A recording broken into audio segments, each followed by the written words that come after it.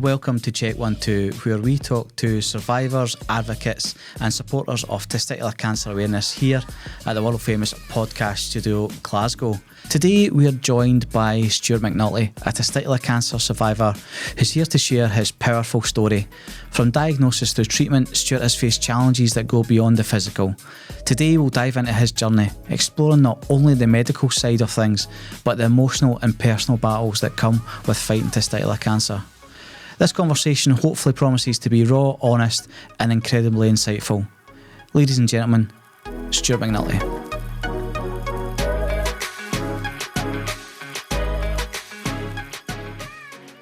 It's just because obviously me being in there at that time, and I got reflexology done on my feet, so it's like you just wonder. Dark hair, very tanned. Yeah, I see. Small. I see my memory for like going through chemo. Can't really remember much. I remember fits and starts. I've always been bad with dates, but that's something I can't remember, like what day that happened and when that happened. Yeah, I know what happened, but I just can't all piece it together. Yeah, but again, like, even the pizza treated me brilliantly, and again, probably a wee bit lucky. I'm sure they'd done it for anybody, but because I was like the husband of, and I knew some of the girls already and all that, you know, I was in that big cinema room watching like Monday Night Football and stuff like that, you know, getting my tea and coffee, you know. I was obviously not in there for a reason, but I was like, this is pure brilliant. It's just had my wee drip. I wish I get testicular cancer more often. You know, it's like, it sounds awful and it is awful, but there's good things to it as well. You know, said foot rubs every morning and all this kind of stuff, and you know, the wee wifey's coming in, do a wee cup of tea, do a wee sandwich. You're really looked after, you know. I never felt like a poor wee soul type thing, you know. You're just like, no, they were really good, like, they really were. Like, I can't speak highly enough. It's the people that made it for me. Obviously the NHS and, you know, the organisations do their own thing and that's brilliant, but it's actually the interactions with the people, you know, the nurses. Like, I'm big on humour and making jokes out of things, so they would just joke with me, you know, like putting the chemo and going, this isn't your usual Friday night cocktail, is it? You know, you're like, no, it's not. You know, I'd rather that than, like you said, that kind of cold clinical thing. You know, obviously it's good for the doctors and all that to be quite blunt and brutal, but your actual hands-on people, you need to really have a laugh. And most nurses are down to earth that way anyway. I think you need that for that kind of job. You need to have humour and a laugh, because I think you just get snowed under with the sheer horribleness of the things you see. Definitely.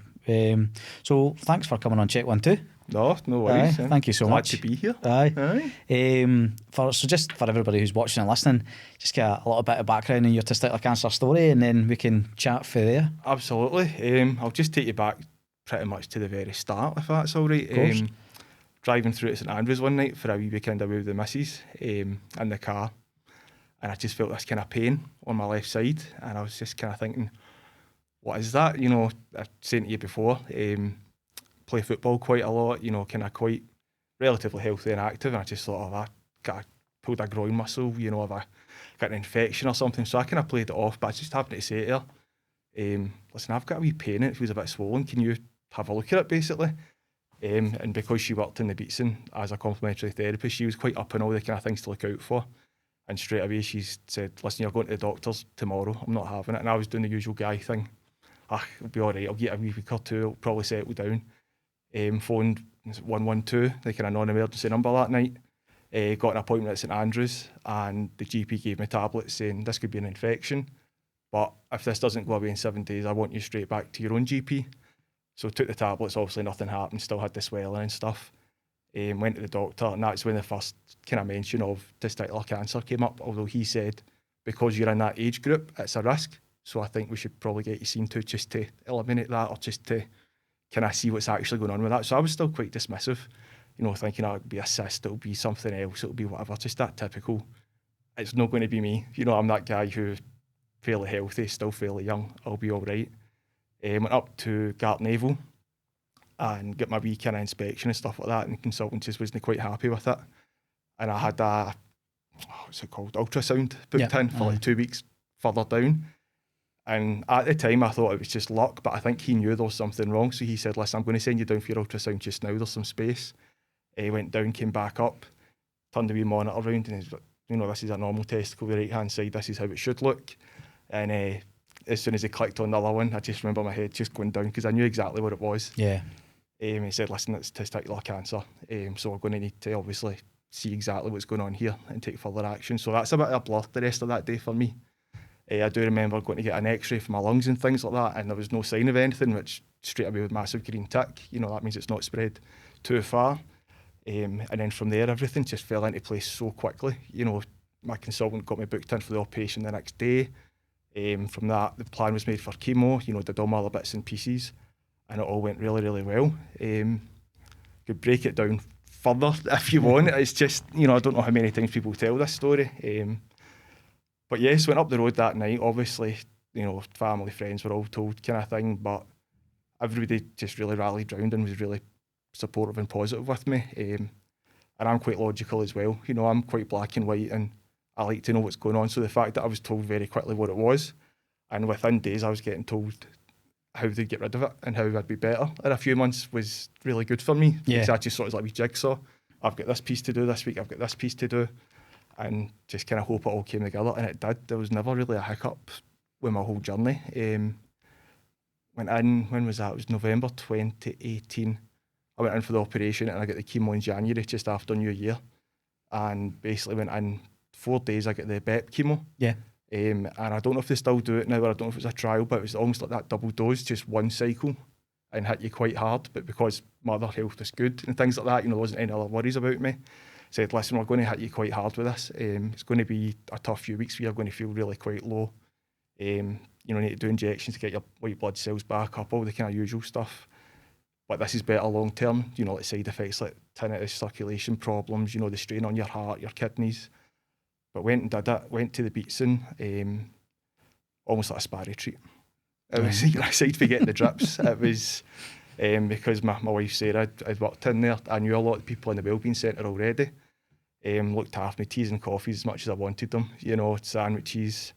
And getting to use a cinema room and all that kind of stuff, you know, I felt really cared for. And I didn't really feel like I was a poor wee soul at any point. You know, it was a rubbish time, but I didn't feel rubbish. I just felt probably more frustrated at times that I had to go through that myself. Not myself, I had everybody around about me, but personally, you know, why was it me that had to do this?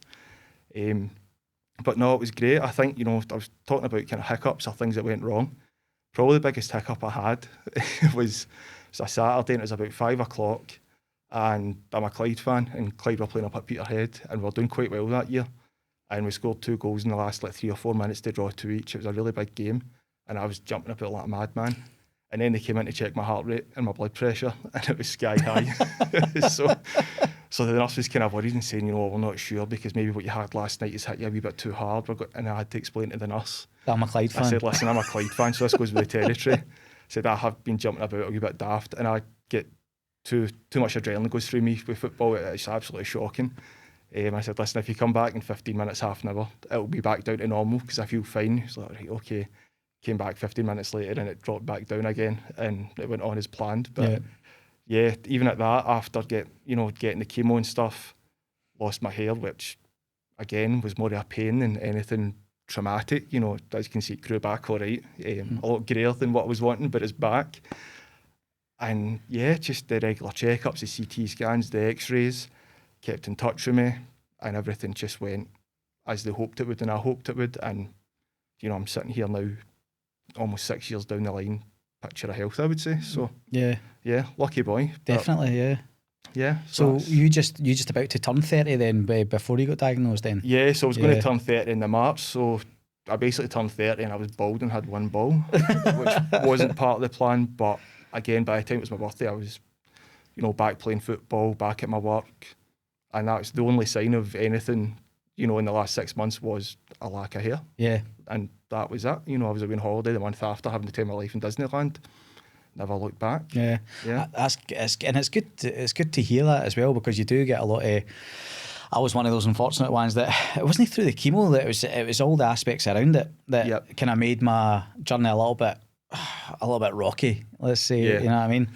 Whereas, like, you want to hear guys who are going in and it's just step by step, like, this is what it is, this is what we're going to do, and you kind of almost, like you said at the start, you're almost textbook. Yeah, it was. It was just a big jigsaw, and they just put all the pieces in as and when they had to, and they get finished with no problems. It was a good one, and I'd like to try and share that with people. You know, because I think there's a lot of fear, quite rightly so, about the unexpected, but there's also the fact that sometimes it does just go as expected. Yeah. You know, and again, we were mentioning earlier on the kind of early intervention stuff, which I need to credit my wife with, not really myself for that one, but it just shows you the difference. You know, when you get it early, they can make a plan that's quite solid, you know, quite robust, and they can deal with it with quite a lot of confidence, I would say, you know, and it's amazing that they can do that. Of all the things to get and to go wrong with you, it's not the worst. Yeah. You know, it's really not. It's serious, absolutely, but you know, you've not been run over by a bus. You've not been given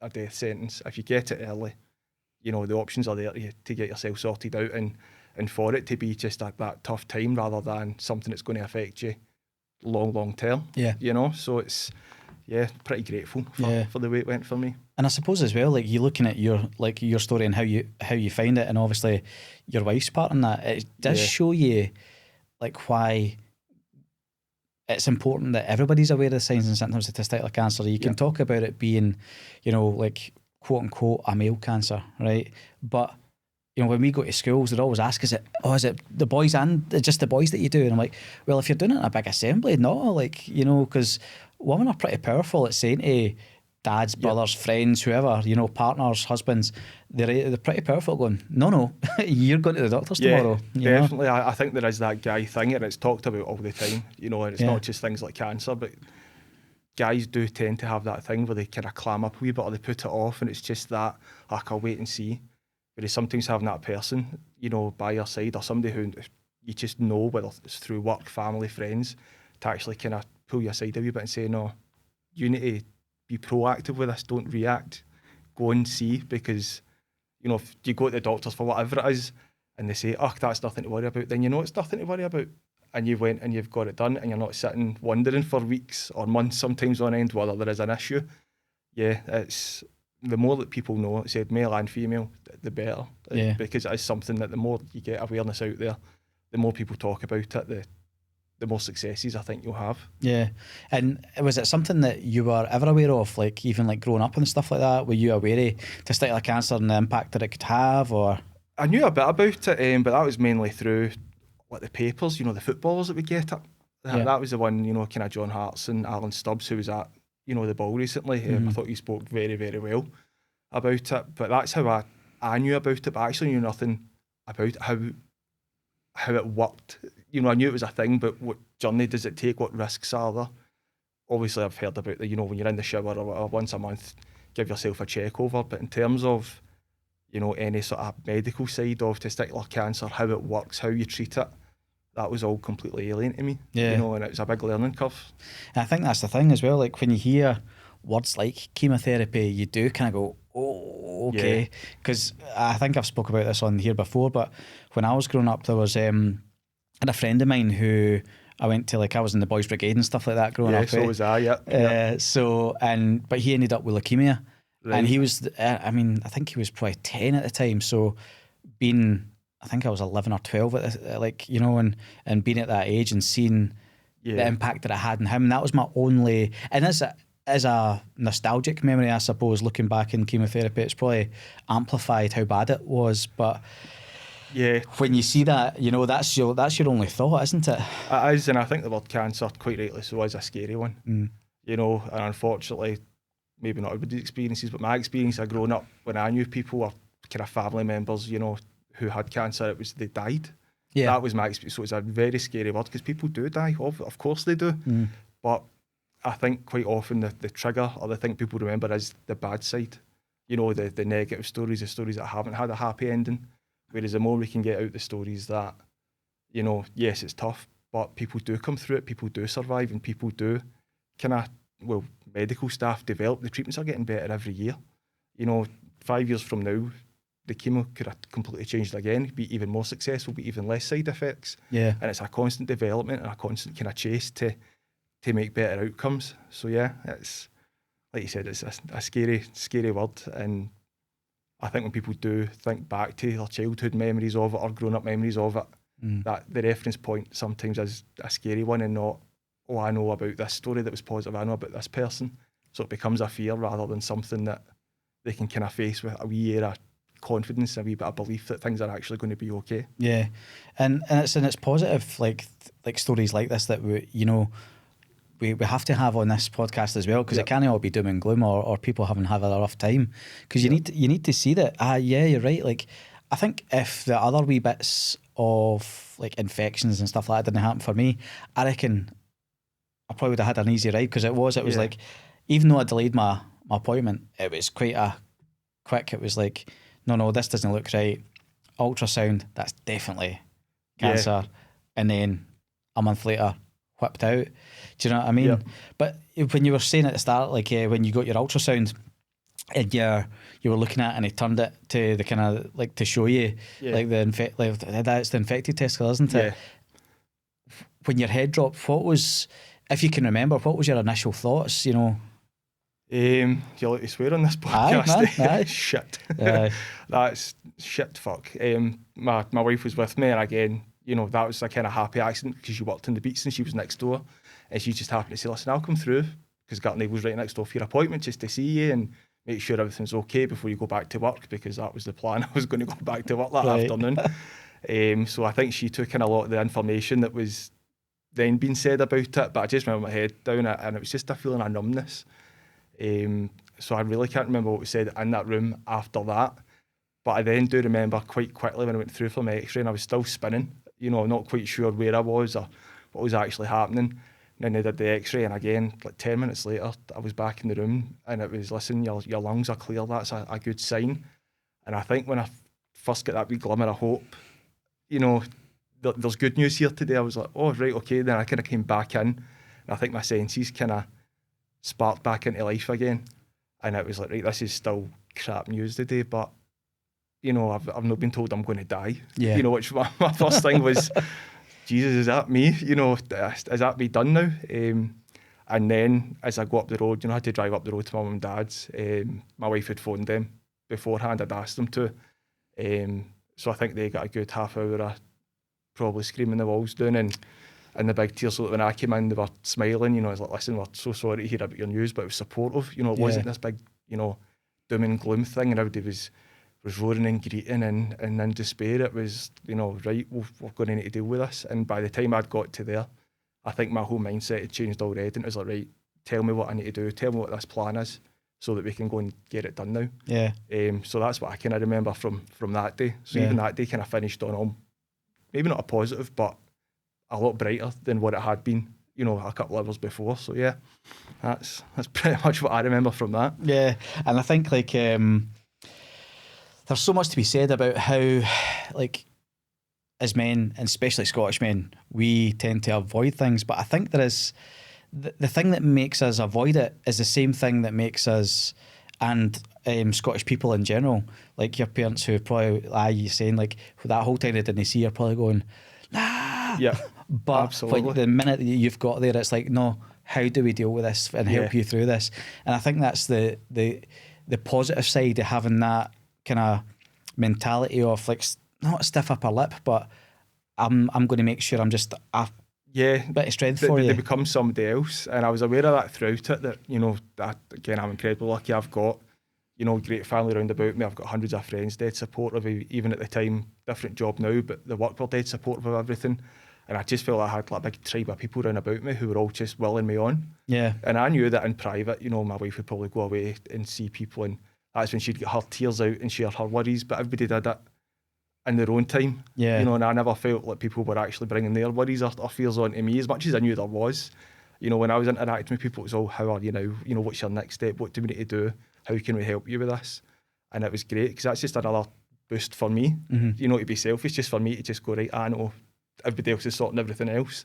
I can just deal with what I need to deal with, and that made it a lot easier as well. Yeah, and I think as well, like having been in the Gartnavel for like scans afterwards, like knowing what it looks like, and it's because it's an older hospital. Yep.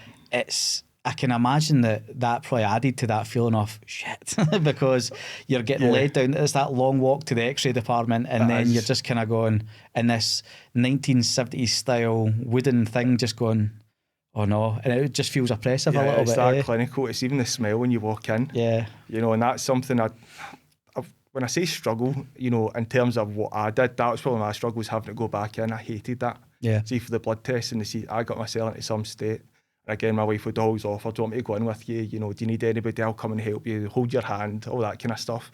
And I was just like, no, I just want to go in and get it done and come back out, because I just felt it was like going back to the scene of the crime a wee bit, and it would re-trigger me. You know, or the last time I was here, it wasn't good news. Yeah. And probably this is going to sound awful, but I didn't like being back in amongst the kind of cancer wards, because I was looking about and there was people who clearly were still going through it, people who clearly were struggling a lot more than me. And I almost felt, I wouldn't use the word fraud, but I felt a bit unfair that I was sitting just in for my bloods. You know, and there's these people who are, you know, that's kind of what their life looks like just now, is living in that hospital, having to live in that space. But I always liked it. I don't know if it changed with yourself or it was something maybe they did, you know, kind of practically they changed after a couple of years. My bloods were then done at like a local healthcare hub. Right.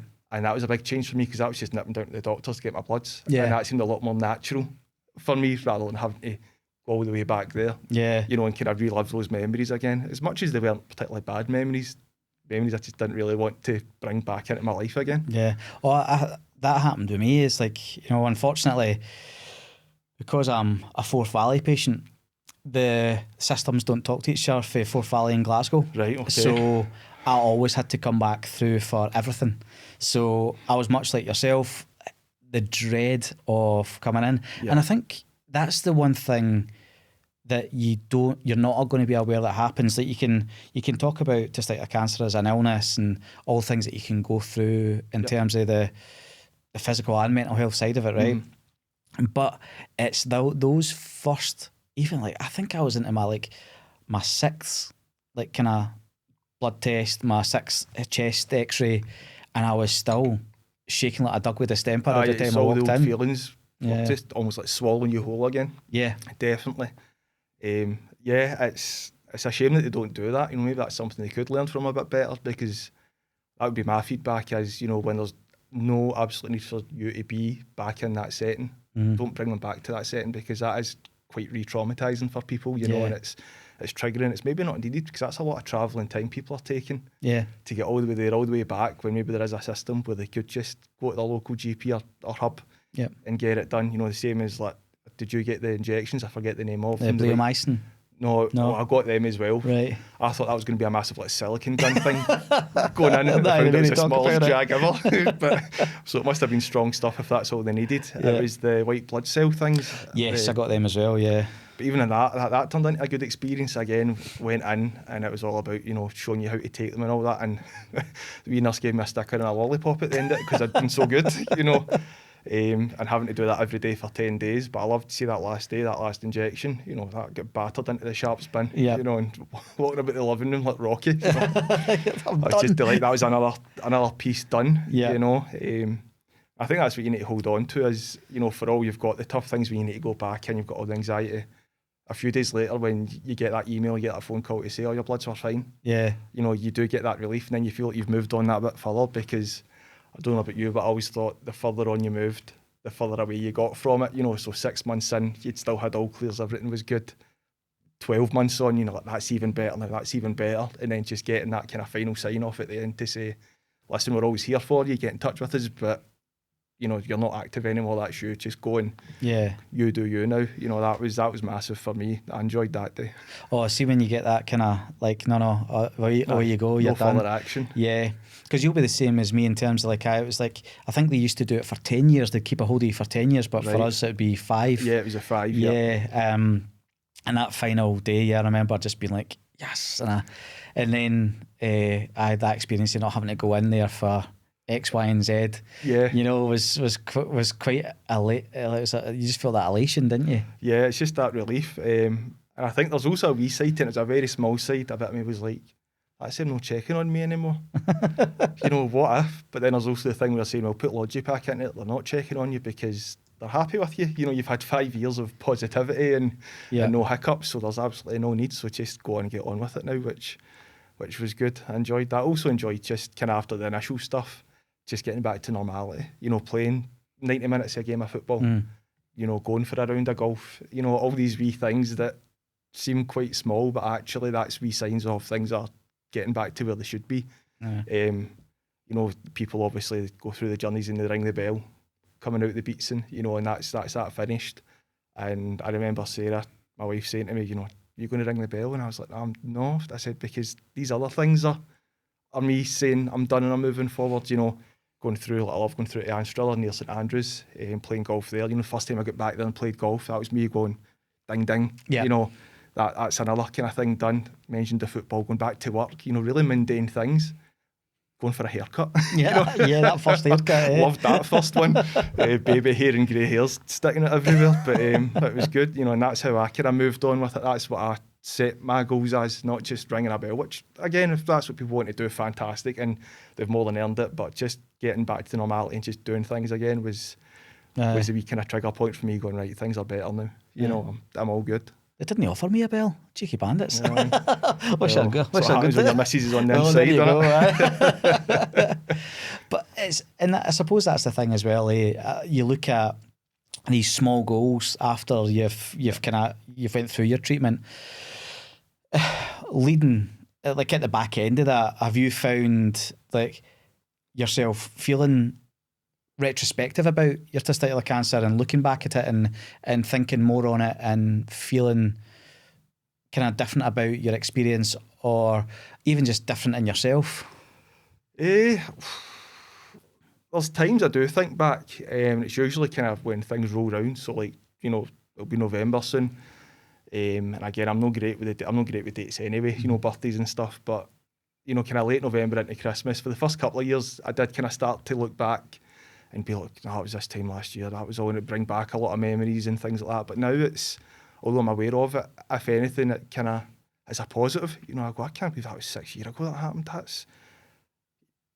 Almost can't comprehend that did happen type thing, you know. Obviously a traumatic time for myself and for everybody around about me, but I wouldn't say it's been a time that's, you know, given me any sort of long-term trauma or anything that's really affected me. If anything, I look back on it almost a wee bit of fondness and gratitude, you know, because it was a good journey and everything did work out the way it should have done. I think in my daily life, it's just, there's certain things, you know, I maybe worry about before, and you've got that perspective now where you say, well, is it that big a worry? Obviously, you still need to deal with things and things go on. That's not to dismiss anybody's worries, but, you know, it gives you that kind of overall perspective that actually things could be a lot worse. Yeah. You know, and they aren't so bad. And, you know, things like in my job, I'm a worker for a children's care home, you know, and seeing what these young people have to go through in their lives when they're kids, you know, makes you realise that actually what I went through, although it was serious, you know, it's not something that I don't think has changed me for the worse or made me any sort of victim in the whole thing. You know, I think if anything, I'm where I am today because of that, and that's part of my journey, you know, and I reflect back on that positively now, because in the last 5 or 6 years, things have changed in my life for the better that might not have actually changed if that hadn't happened to me. So everything, you know, the way I think about it is it happens for a reason, and that's just something that happened to me. And I think if anything, I'm the better for it as a person and, you know, in my day-to-day life. Mm-hmm. And it's funny when you're talking about like that imposter syndrome when you're sitting like getting your blood say, because you do kind of feel like that. I've spoken about that before. It's like, I think again, it's that because there is a high cure rate and all that type of thing, and you're told all this. Yep. And by no means, you know, obviously I work in the charity sector to help raise awareness, but it's that thing of like, you do have this, it's just testicular cancer, I'm going to be fine. Yep. And I think there's a bit of like, not bravado, but a little bit of kind of just like tell yourself, yep, it's going to be fine. And then looking around at other people who are like, you know, 4 years into chemo rounds, and you're going, God, like, and I'm here just like reading the paper, take my wee ticket, get my bloods done. Yeah, it's like you're feeling sorry for yourself because you need to have one bad morning out of, you know, 90 days or, you know, however long it's been since the last time you had to get anything done. Yeah. Whereas these people are kind of living it. And as I said to you before this started as well, you know, my wife, when she was in the beats, and she kind of had a patient, or kind of was doing therapies with a patient who was similar age to me, you know, quite a similar person to me, and it didn't go well, unfortunately. And, you know, unfortunately that person passed away. And I think that's you know, that brought it home quite seriously as well, although there is that imposter thing, like, you know, the rates are high, you'll be fine, but there's still these people who, unfortunately, it doesn't work out for, you know, which is heartbreaking. I think that's why we can never get complacent about it. It's great to celebrate the successes and to be aware that, you know, your chances are always very good, but you can't discredit the fact that there's these people who, unfortunately, they don't get that ending that they deserve to have. And I think that's the big thing as well. I think with most charities and news feeds and all that type of thing that you see when they talk about cancer, we do try to, we always celebrate the kind of the positives. Yep. And I think that's maybe one of the, not the downfalls of it, but certainly which adds to that, you know, it's okay, it's the testicular cancer thing is, but when you've got young men dying of such a curable cancer, there still has to be something there then that's going, right, what do we need to change in how we look at that? I'm doing kind of research over the last couple of days for different podcasts that we've got kind of coming on. You know, you look at back in, I think in 1998, it was like 1,500 men a year. Now it's more than that. It's nearly 50% more. So there's been a 50% increase in guys who get testicular cancer in the last 20 years. Yeah. And you go, okay, why is that? And is that because more guys are checking? I don't necessarily think that's the case, because I think, you know, especially us going out and doing the talks and things like that, a lot of guys still don't, or still aren't aware that they should, or know how to do it properly. Yeah, definitely. I think that's a big thing. You know, I've always had the very odd random check. I've never say for a second I checked every month, you know, and did a thorough check, but I did that guy thing in the showers, having a quick grab. Aye, you know, and it's almost like that first, like if there's nothing that pops out straight away, you're like, oh, that's fine, but actually going into the kind of intricacies of it and almost doing that full check-up and doing the step-by-step as opposed to just a quick rummage and going, all good. Mm-hmm. You know, that the learning there still has to get out there. And as you were saying, you know, although we celebrate successes and we do quite rightly big up the advancement and how positive things are, you can't rest in your laurels and just sell that to people, because that's a falsity. There's still this element of it that people aren't recovering from, you know, and there's still maybe a gap in treatment or a gap in awareness or whatever it is. You know, we still need to be challenging that and acknowledging that, because there is a certain demographic out there whose experiences just aren't positive. Yeah. You know? And I think, like, you and I have both been lucky in the sense that, you know, we've went to our GPs and it's been a case of, no, that's not quite right.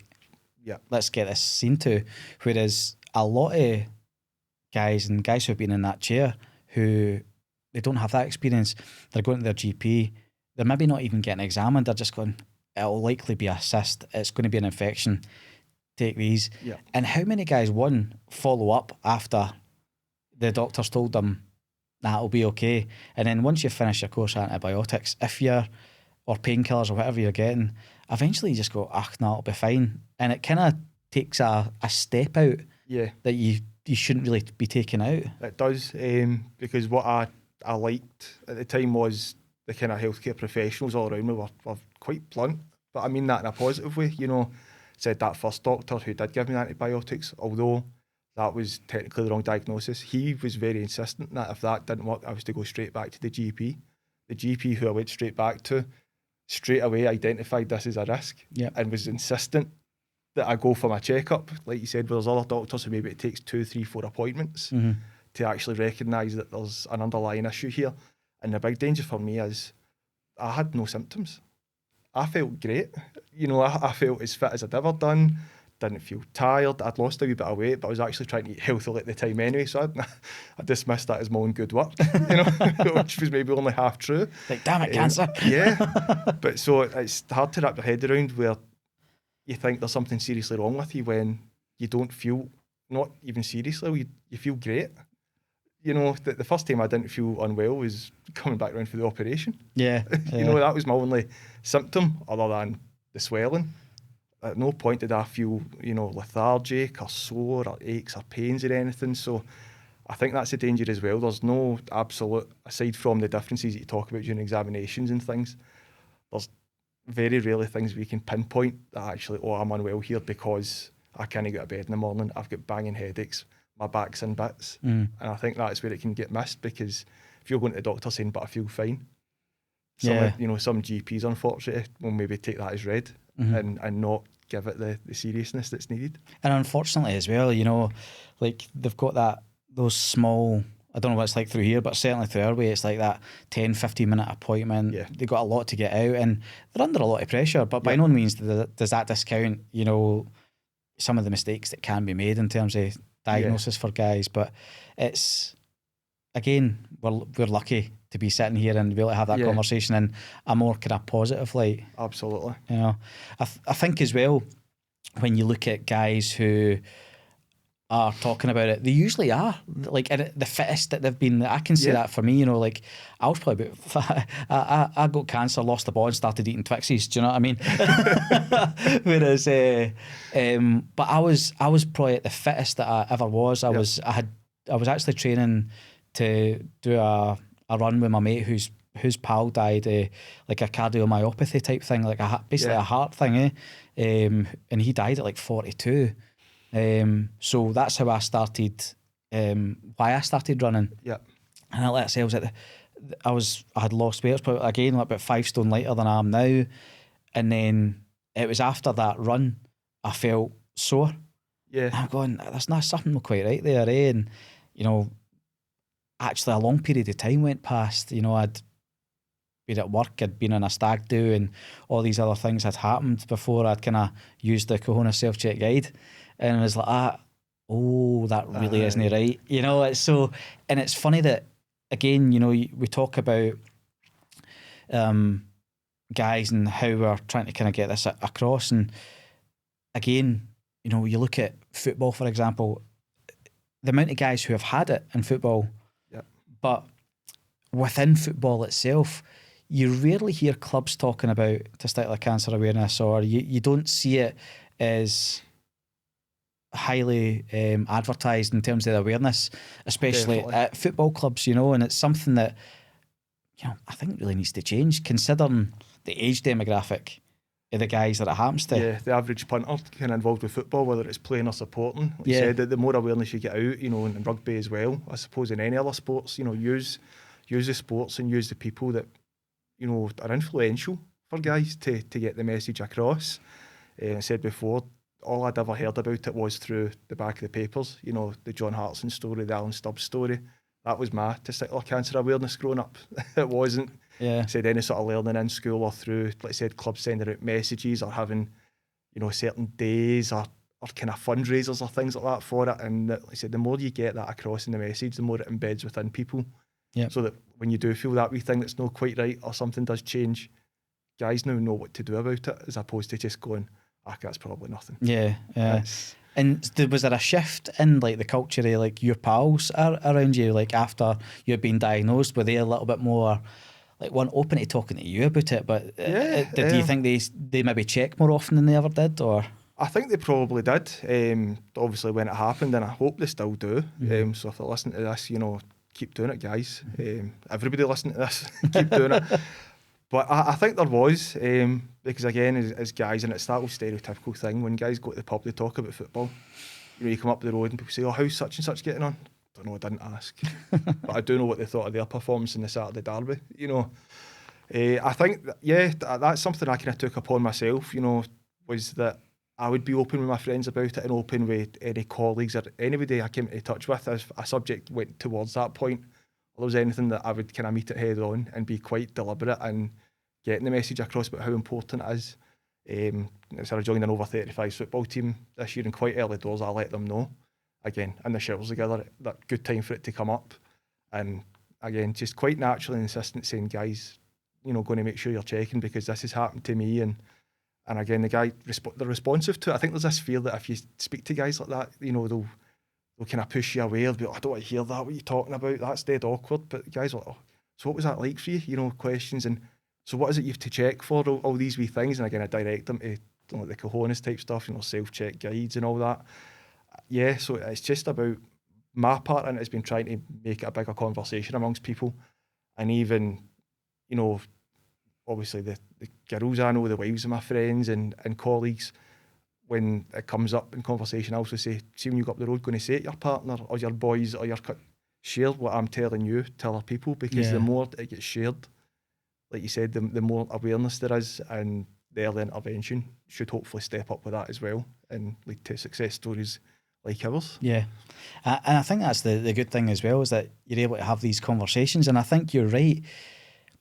I think even though we have our own stereotypes about Scottish men, like, and we do bury our head in the sand, and we do, but see, when it's for us, that's what we'll do. But see, if it's your mate, you're all over it. You know, you make sure that you're talking to your pal, and if, like, you know, they say, oh, I've got something going wrong, and it's to do with their balls or their willy, whatever, you only go, oh mate, I don't want to talk about that. Most guys will still go, yeah, well, tell me what's wrong, tell me what's happening. It's just being able to take that wee leap in. Yeah, you know, that's the only bit that's a bit awkward, but as soon as you start talking about it, like you said, they'll sit and they'll listen and they'll share and they'll make jokes at it, you know, and be humorful, which is great, you know, as long as the message is getting across. Yeah. Remember one of my mates, he'll probably not thank me for saying this, but after everything had happened, and my soul was a wee bit of weight again, went out for a guy's day out, and he was quite blunt about it, but I get the message it was saying. He's like, Stuart, it's like, you're the only person I know who gets cancer and then ends up better looking for it. You know, not that I think I'm any great shakes now, but maybe shows you what it was like before. But I think that was maybe his way of saying, you know, I'm aware of what you've been through, and you're looking good, big man. Yeah. You know, you're doing all right. You know, fair play. So yeah, it's for the guys thing. It's not always bringing it up and being serious, you know, leaning forward and all that and being intense with it. It's making the jokes. Yeah. You know, well, I've only got one, boys. You know, that's what it's like for me. You still checking, or you still doing that kind of stuff. So yeah, it's making it the conversation, and you don't need to bang the drum relentlessly, but it's just dropping it in at the right time. Aye. You know, and when you do that and drop it in, I think the message is stronger. Whereas if it's just, oh, there's him going on about that again, there's him going on about that again, it can lessen the message a wee bit, I think, as well. And you do worry about that. Like, I worry about that with my mates, and I tend, I mean, because I work with Cahonas now, it's a different, you know, talking about working testicular cancer has a different background to it now than it did when I just going through it. But I did always worry that, you know, maybe I'm talking about this too much, or maybe I'm talking about my experience too much, and then I think I said this to one of my pals recently, and he was like, you don't talk about it enough, actually. It's like, you know, we want to hear about what's happening, and but this, again, the same, using that humour, my mate Jamie, he will always say to me, like, because my nickname's Chippy, he'll go, Chippy, you're the only guy that I know got bald and your hair grew back better, you know, and because he's balding, and he's like, you know, I'm always jealous of you for that, you know, you've lost your hair and it's grew back still better than mine. Aye, no, there is that, and it's the wee kind of jokes. I think that is their acknowledgement of that they're aware of it, you know, and they're still aware.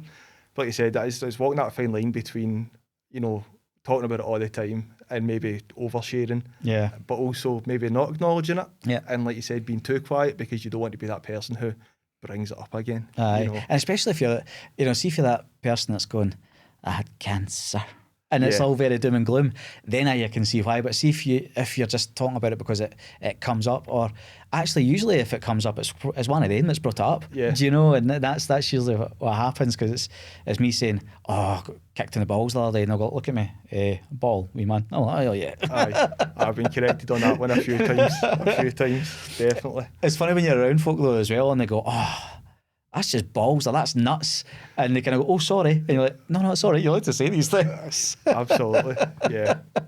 But, and I think, again, it's that the good part of being Scottish and the good part of what it is, and I know not everybody can use humour about that as such, but I certainly, you know, nearly everybody I've had conversations with, like on here or out with, that I've met that's had it, it seems to be how they get through it. It's a tool that's used, you know, and it needs to be used at the right time, because you can't just make a joke of it all the time, but when you can, you know, it is a really good way to do it. So when I'm playing fives with my mates and stuff, and you know, the ball will hit me, and that's a weird thing, right? I don't know why I'm sharing this, but I feel like I've never actually had that pain since I've had one of them out. So when I get hit, it doesn't hurt anymore. So it's one of the many benefits that I can have with it. But again, that's the time to make a wee joke, but it just sends that wee signal there that it, you know, hopefully under the radar, the wee message gets sent across, and maybe they go up the road that night and go, he mentioned that, I'll maybe do a wee check the night. Yeah, exactly. Aye, just that informal way of doing it as opposed to the sit down and the direct the big discussion. talk. Yeah, definitely. Because I get that as well, and it's like I'll always say to folk that, like, see if I get hit, I'm like, oh, that was close. They go, you're right. Well, it was a 50-50 chance of getting something. Exactly. So Wrong side. Wrong side. And so I take it for what you're saying as well that you didn't get the prosthetic then? No, I got offered it. Yeah. I said at the time, I said, what's the benefits of it, medically or going forward? I was basically told, well, some people like it because it matches, you still got a sense you've got to. I said, what's the negatives? Is there anything that can go wrong? Like, well, you're putting something foreign into your body, so it could reject it. You can get infections. I said, there's not really a right or wrong thing. It's just your own kind of preference for it. Yeah. And I'm led to understand as well, probably depending on people's age and circumstance. If you're a younger guy and maybe you're wanting to get out there a bit more, maybe just having one ball is a bit, a bit awkward for them. But I was already married, and I'm never too fussed with my appearance anyway and stuff like that. And I said, well, if I don't need it, don't bother. Yeah. It's a part of the body that's not particularly pretty to look at anyway.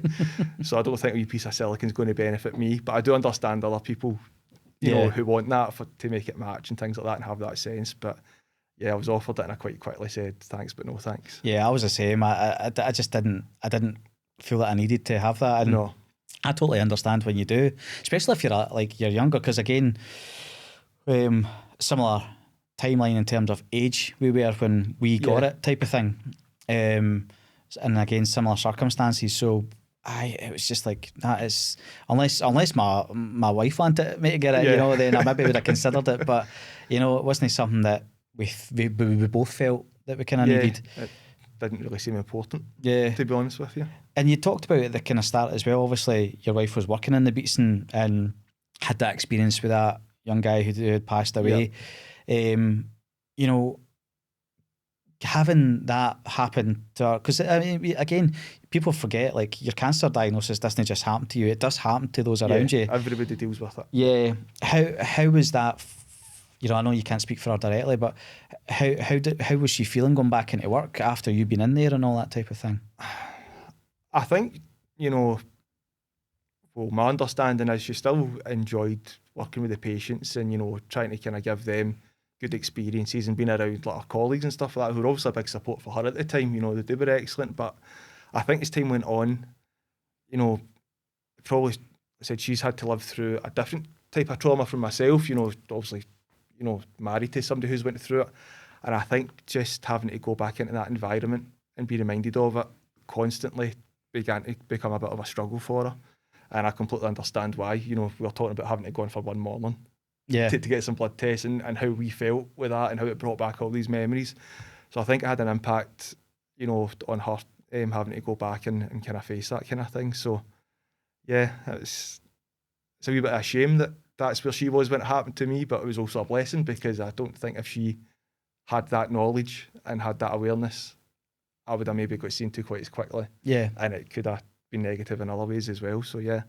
Because I think the thing is as well that we don't, again, it isn't spoken about as like as part of the aftermath. And I know, again, at the top of this, you'd say that like you guys haven't got kids yet and things like that. But again, from a perspective of two young people, it must have crossed your mind as well, like, oh, will I be able to, and then vice versa for your wife to go, is she going to be able to do this if we want to do this? Because it's almost like you feel like there's a choice getting taken away for you, whether or not, like Michael, who was on the very first episode, him and his wife are like, we're just not going to do kids, that it's not our thing.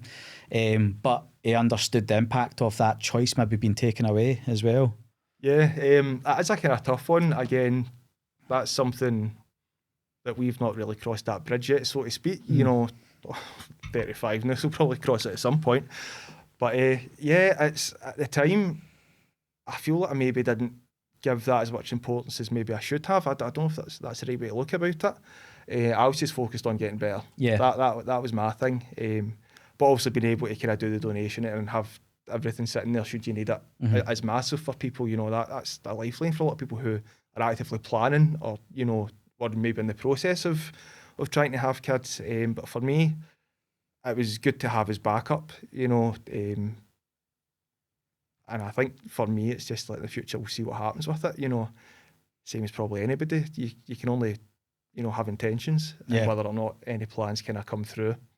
Yeah. Is anybody's guess type thing. At least you've got those kind of boys on ice as well. Exactly, exactly. It's we've probably spoke about it on here a lot, but it's the weirdest experience going to give that donation. It's no nice. It's bizarre. Is what it is. I wouldn't say it's upsetting, but not one of the positive experiences I had. God love her, Sarah said to me, you know, went up and had to do what you have to do when you go there, after signing about 1 million different contracts, which seems quite ominous as well. Yeah.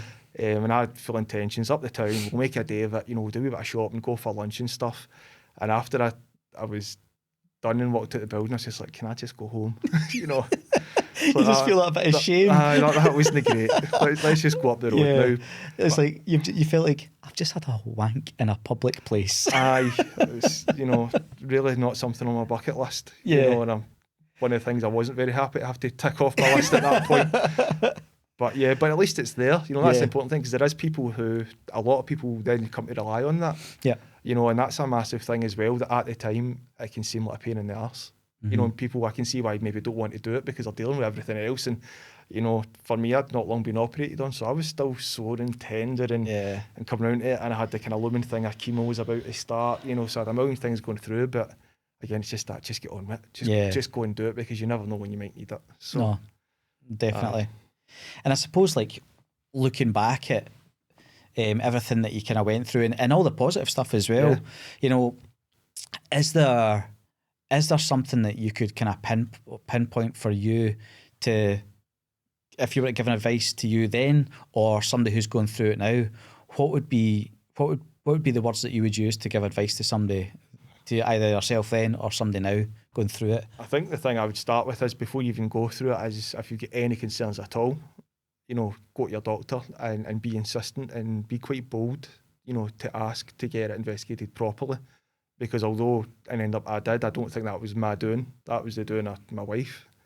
So my first starting point would be, anything you're not happy with, go and get it seen to, because the earlier you get that dealt with, you know, the better chances and probably the better journey you will have through it. In terms of what advice I'd give myself or give other people, it's probably don't try and plan too much, because the first couple of weeks when everything was happening, I started Googling stuff, and, you know, I ended up with all this knowledge that was absolutely no use to me, because I'm not a doctor, I'm not a consultant, you know, I'm not a nurse, I'm not these people that actually know what to do with that information. So I lost myself down a rabbit hole of, well, it's 97% chance if it's stage 1, it's 83% chance, you know, all this kind of stuff, things that can go wrong, or this, that and the next. It's absolutely having an awareness, but maybe speak to a cancer nurse rather than doing your own research, because they always say don't Google your own symptoms. Everybody does it anyway. But I think that's what I would hold on to, is speak to people who can give you the advice that you need to get, not just searching for things that have no relevance to you and can maybe upset you or maybe give you false hope, you know, make things seem easier than what they're going to be. And just take it one day at a time as well. You know, lean on people and don't be afraid to show your frailties and your worries. Don't go through it yourself if you can. You know, use everybody around about you, use your community, use your tribe to get through that journey. It's hard to kind of say the advice, because I feel like it was kind of textbook and everything did just go okay. Yeah, but I think you're right though. I always think the biggest thing is to make sure you're talking.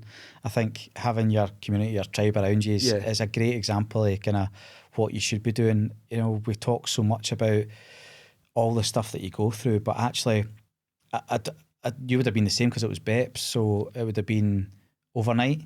I was in for, no, I can never remember, it was at least 3 nights, maybe 4. So your bags were done overnight. They were done overnight. So you're sitting, you know, and you get wakened up at like 2 o'clock in the morning, and you can't get back to sleep, and you're sitting alone, and you're not just alone, you feel lonely. Yeah, there was that feeling, that's a good point. I really thought about that. What I did was, when I went, and I just took a few books with me, and I just tried to lose myself in the books, you know, almost like remove myself from that situation. So when the nurse comes in, obviously you're back in the room, and you know that, you know, whether you're getting your potassium or whether you're getting your saline drip, whether you're getting the good stuff, Yeah. you know. But it's like you said, use things round about you and try and distract yourself. Even though that was a crap 3 or 4 days, again, I looked at it with the mindset of it's going to be a crap 3 or 4 days, but I'll go home and I'll get better. Another thing as well is don't be brave. You know, have a good greet to yourself or other people. Don't try and be this person that you think you need to be through your treatment. You know, just be authentic, and if you're having a day you feel brilliant and you're delighted, be in a great mood. Don't feel bad that, you know, you're not worried that day, and see if there's a day you're riddled with fear and you're really low. Identify that, and if you can, share that with people, because that's where you get the support. And the best thing for me was I had a massive greet to myself. I went in for the shower not long after getting chemo, and my hair had that. It's no pins and needles, but do you know what I'm talking about? It's like prickly. Yep. And I wonder if that's my hair starting to fall out. I had this mad thing that although I'd been told my hair would fall out, I was like, maybe it won't. Maybe it won't, because I knew I wouldn't look good bald, so that was my worry. And I went into the shower and I just thought, oh, do you know what, just do it. And I really scrubbed my hair for like 30 seconds to see what would happen. And I looked down and all my hair was in the plug hole. You know, and see that was probably my lowest point, and I felt really shit. Yeah. And I just had a right good greet. But see, after that 10 minutes, I just identifying that I was feeling really crap. Mm-hmm. I got over it. Yeah. You know, and although I still felt crap, I was like, well, that's happened now. I can't change that. And then I turned into a positive. I was like, well, if the chemo's done that in my hair, what's it done to anything that maybe was hanging about that needed swept up and dealt with, you know? Yeah.